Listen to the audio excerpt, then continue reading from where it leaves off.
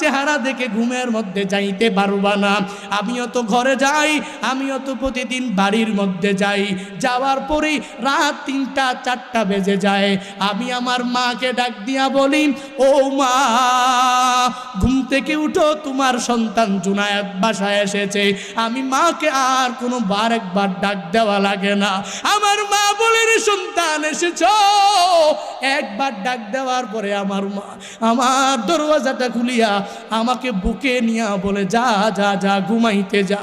আমি মাকে বলি, মা তুমি কি ঘুমাও না? ঘুমাও না। আমার মা বলে, রে সন্তান আমার, যেদিন থেকে তুই ওয়াজ মাহফিলে বিভিন্ন জেলায় জেলায় ঘুরে বেড়াও, আমি ওই দিন থেকে তোর জন্য একটি রাত আমি ঘুমাইতে পারি নাই। বিশেষ করে এই 3টি মাস আমি মার ঘুম হয় না তোর জন্য। তোর বাবা আর আমি বসে বসে মুসল্লায় বসে বসে